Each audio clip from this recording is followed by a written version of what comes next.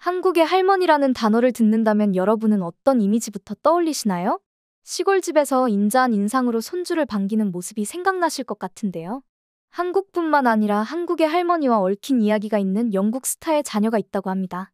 그건 바로 연기파 배우로 유명한 주드 로의 자녀인데요.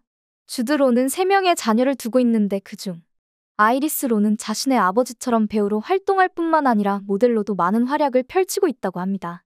그런 아이리스 로가 한국 할머니와 연관될 일이 없을 듯하여 의아하실 것 같은데요.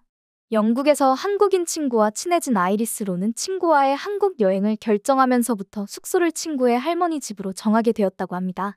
그리고 한국을 여행하면서 경험한 것들을 SNS에 올렸는데요.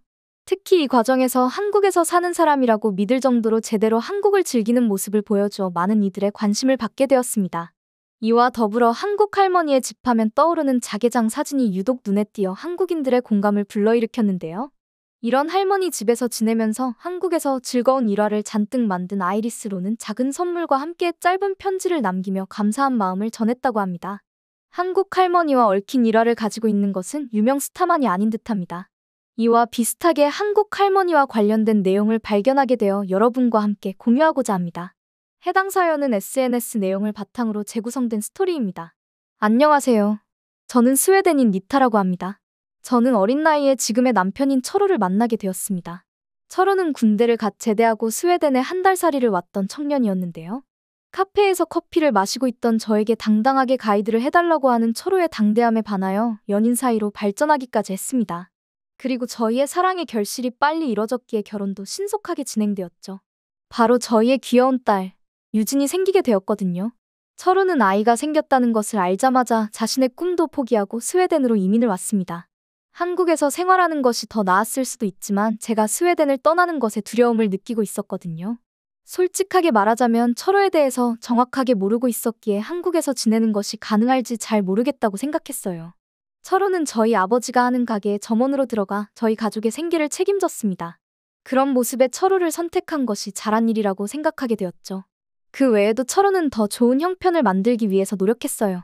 하지만 그런 노력이 너무 과했던 탓인지 사고로 다리를 크게 다치게 되었습니다. 철호는 한동안 움직이지 못하고 병원에서 지낼 수밖에 없었습니다. 우울해 보이는 그의 모습에 제 마음이 한동안 어지럽더군요. 저는 용기 내지 못했던 이민을 철호가 해준 것인데 그를 고립시키는 것이 아닌가 싶은 생각이 들었습니다. 병원에서 홀로 외롭게 앉아있는 그를 보면서 저는 용기를 내기로 결심하게 되었죠. 그렇게 저희는 한국으로 이민을 가기로 했습니다. 마침 유진도 어느 정도 자랐기에 비행기를 타는 것이 부담이 덜할 것 같다는 생각이 들던 차였거든요. 솔직히 한국으로의 이민을 결정하면서도 저에게 딱 하나의 큰 고민이 있었는데요. 그건 바로 저희의 딸, 유진이었습니다. 유진이 말을 한참 배우고 있는 시기이기에 한국으로의 이민이 과연 옳은 일인지 모르겠다는 생각이 들었거든요. 한국어까지 배울 수 있으니 좋은 일이 아닌가 싶기도 했지만 갑자기 환경이 바뀌는 것이기도 하기에 아이에게 어떤 영향을 줄 것인지 정확하게 알 수가 없었습니다. 하지만 생각보다 유진은 잘 적응해 나갔습니다. 특히 아이들을 위한 시설이 한국에 많았기 때문이었는데요. 저희가 살게 된 아파트에 아이들을 위한 시설이 많았기에 더욱 적응이 쉬웠던 것 같습니다. 특히 아파트에서는 아이들을 위한 놀이터가 있었는데 여름이 되자 물놀이까지 가능하도록 되어 있었습니다. 그뿐만이 아니라 아파트에 작은 도서관도 있어서 아이가 한국어를 배울 수 있는 환경이 조성되어 있었죠. 간단한 단어로 이루어진 책을 읽다 보면 그나마 언어를 깨우칠 수 있으니까요. 딸은 빠르게 한국에 적응해가는 것이 눈에 띄었습니다.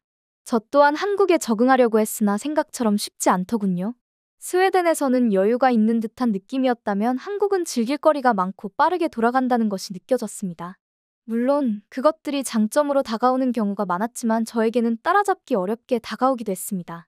정작 철호는 저에게 여유로운 마음을 가지라고 조언해 주었지만 쉽지 않은 일이더군요. 저는 그렇게 우려하던 현실을 마주하게 되었습니다. 바로 향수병에 걸리게 된 것이죠.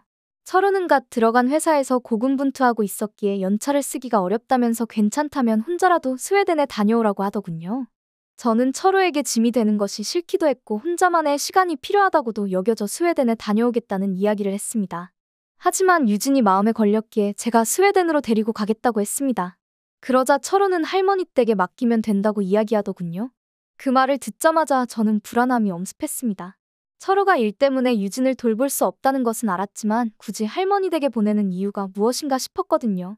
더군다나 한국의 육아 방식이 엄하다고 알고 있었던 터라 유진이 모진 대우를 당할까봐 두렵기도 했습니다. 한국인들은 유독 공부에 많은 신경을 쓴다는 이야기도 들었기에 아직 어리숙한 유진의 한국어 실력에 화를 낼 수도 있다는 생각을 하기도 했죠. 차마 제 걱정들을 입 밖으로는 내뱉지 못하고 있을 때 제 생각을 읽어냈는지 철호는 걱정할 필요 없다고 단호하게 말했습니다.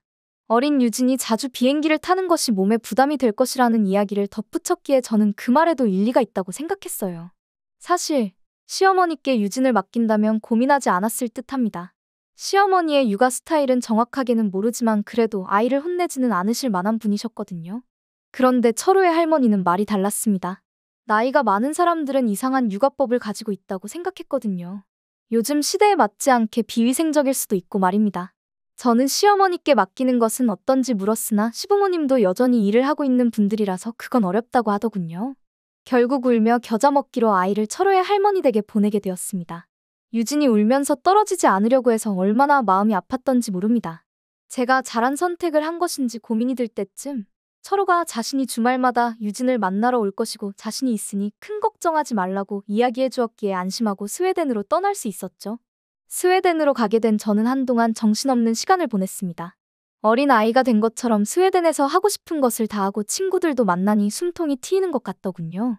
하지만 그럴수록 유진에 대한 죄책감이 저를 짓눌렀습니다. 아이를 버리고 온 것 같은 마음이 들더군요. 그러던 중 제 마음에 불을 지피는 사건이 발생하게 되었습니다. 아이와 오랜만에 영상통화를 하게 되었는데 청소를 하다가 저를 발견한 모습을 보여주더군요. 저는 그 모습을 보니 화가 났습니다. 정작 아빠의 역할을 해야 하는 철호는 그 모습을 즐겁다는 듯이 찍고 있었는데 저에게는 아이의 노동을 착취하는 것으로밖에 보이지 않았어요. 그 어리고 작은 손으로 바닥을 걸레로 밀고 있는데 어른들이 그냥 보고만 있다니. 저는 철호에게 그건 옳지 못하다고 생각했으나 청소를 도와주는 것뿐인데 무엇이 문제인 것인지 모르겠다는 투였습니다. 도저히 이대로 아이를 맡길 수 없다고 생각하게 되었죠. 그런 문제가 생기고 나서야 새삼스럽게 스웨덴이 얼마나 일 처리가 느린 나라인지 느껴졌습니다. 한국에서는 어떤 문제든 빠르게 처리가 되었는데 스웨덴은 가장 중요한 행정 처리까지 예약을 하고 기다리고 쓸데없는 시간이 많이 걸린다는 생각을 하게 되더군요. 그 당시 정말 한국의 빠른 행정 처리 시스템이 그리웠습니다. 그렇게 고생한 끝에 한국으로 돌아가게 되었을 때는 고향으로 향하는 듯한 느낌마저 들었습니다. 한국에 도착했을 때는 저녁이었는데도 힘든 것도 잊어버리고 유진을 만나러 갔습니다. 그리고 가자마자 저는 유진의 모습에 경악하게 되었습니다. 유진은 스웨덴에 있을 때부터 입맛이 까다로워서 웬만한 음식은 잘 먹지 않았는데요. 한 달 만에 본 유진은 말랐다는 느낌이 아니라 보기 좋게 살이 올라 있었습니다. 좋기는 했지만 어찌된 영문인지 모르겠다는 표정을 지으며 철호를 바라보자 철호는 웃으며 자신도 어린 시절 할머니 집에서 그랬다는 이야기를 했는데요. 그리고 그 의문은 할머니 댁에서 저녁 식사를 하자마자 풀리게 되었습니다. 할머니의 음식 솜씨가 상상했던 것보다 더 좋으시더군요. 특히 김장아찌라는 것은 정말 생각하지도 못한 맛을 선사했습니다. 김이 인기가 많은 것은 알았지만 장아찌로 만든다는 것은 처음 알았는데요. 그 김장아찌 덕분에 저도 밥 한 그릇은 금방 먹을 수 있겠더군요. 옆을 보니 유진도 얌전히 앉아 식사를 하고 있었습니다. 유진은 식사 자체에 별로 관심이 없어서 항상 주변을 돌아다니거나 먹는 것을 거부하는 경우가 많았기에 저에게는 식사 시간이 정말 지옥과도 같았는데요. 불과 한 달 사이에 변한 유진을 보니 마법이 일어난 듯한 느낌이 들 정도더군요. 저녁을 다 먹은 후 집으로 돌아가려고 하자 저를 붙잡고 울었던 그날처럼 할머니를 붙잡고 유진이 울었기에 결국 저희는 자고 가게 되었습니다. 오랜만에 제 옆에 누운 유진은 물어보지도 않았는데 그동안 할머니와 있었던 이야기를 하나씩 풀어놓았습니다. 제가 없는 사이에 유진의 한국어가 많이 늘어서 깜짝 놀라기도 했어요.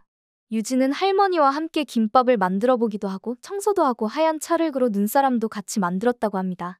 말이 통하지 않아서 처음에는 답답했는데 시간이 지날수록 굳이 말을 하지 않아도 할머니와 소통이 가능했기에 함께 있는 것이 좋았다고 하더군요. 요리나 청소는 나중에 알려줘도 된다고 생각하는 부분이었는데 놀이라고 생각하는 유진을 보면서 할머니와 함께 지낸 것이 배움에 도움이 된다는 생각을 하게 되었습니다. 아이에게 트라우마로 작용할까봐 차마 청소와 관련된 부분은 물어볼 수 없었던 내용이었는데 아이가 직접 놀이라고 이야기를 했기에 제가 예민했던 일이라는 생각을 하게 되었어요. 철호의 말처럼 문제가 될 일이 아니었던 것이죠. 이야기 도중 유진이 키즈카페를 함께 갔을 때가 제일 좋았다고 하면서 설명을 해줬는데 키즈카페가 무엇인지 몰랐기에 확인해볼 겸 유진과 함께 가기로 약속했습니다. 그날 이야기를 한참이나 하고 잠든 유진을 보니 짧은 사이에 많이 컸다는 생각까지 하게 되었어요. 할머니와 함께 있었던 것이 유진의 정서에도 좋은 영향을 줬다는 생각이 들었습니다. 유진은 정말 예민한 편에 속해서 잠을 자다가 깨어나 저를 찾는 일이 드물었는데 그날은 정말 평온하게 잠을 잘 잤거든요. 아무래도 정서적으로 안정이 되었기에 생긴 일이 아닐까 싶습니다. 다행스럽게도 다음 날, 유진은 키즈카페 덕분인지 할머니와 뜨거운 포옹을 하고는 집으로 향할 수 있었습니다. 제가 처음 아이를 한국 할머니에게 맡길 때 불안해했던 것이 잘못된 생각이었다는 것을 또다시 깨닫게 되는 순간이기도 했죠. 그리고 키즈카페를 처음 내딛었을 때는 정말 신세계였습니다. 키즈카페는 아이들에게 즐거운 놀이터이기도 했지만 부모에게는 잠깐의 휴식 시간을 주는 좋은 역할을 해주고 있더군요. 더군다나 제가 갔던 곳은 카페의 점원이 아이들과 놀아주는 체계였기에 보호자가 있다는 생각이 들어서 불안하지도 않았습니다. 이런 곳이 있다는 것이 정말 신세계처럼 느껴지며 유진이 키즈카페를 좋아하는 이유를 알 것 같더군요. 서로도 키즈카페는 처음 왔다면서 신기해하는데 저와 함께 새로운 문물을 접한 듯한 모습에 왠지 웃음이 절로 나왔습니다. 이렇게 부모로서 저희도 성장하고 있다는 생각이 들었거든요. 그러면서 제가 생각했던 것처럼 한국의 할머니들이 고지식한 것은 아니라는 생각을 하게 되어 반성하게 되었습니다. 저보다 확실히 아이를 키우는 방법이며 아이들이 좋아할 만한 것이 무엇인지 잘 알고 있다는 생각이 들었어요. 저희는 여전히 한국에서 지내고 있습니다. 예전과 달라진 것이 있다면 제가 한국에 잘 적응했다는 것이고 유진이 유치원에 다니게 되었다는 사실이죠.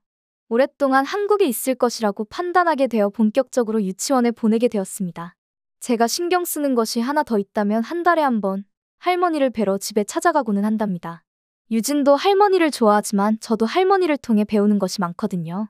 육아와 관련된 부분뿐만 아니라 음식도 배울 수 있어서 할머님을 항상 찾아가는데 너무 괴롭히는 것이 아닌가 고민이 될 정도입니다. 아이를 키우는 것이 저 또한 성장하는 과정처럼 다가오고 있는데요. 할머니가 항상 저희를 위해서 희생해주는 부분이 많으셔서 감사할 따름입니다. 이 은혜를 갚기 위해서 더 행복하게 살아가야 할 것 같아요. 할머니, 많은 것을 알려주셔서 감사하고 저도 할머니께 더 잘할게요. 오늘의 사연 어떻게 보셨나요? 저희는 여러분의 사연을 기다리고 있으니 소개해주고 싶은 사연이 있으시면 언제든 제보 바랍니다.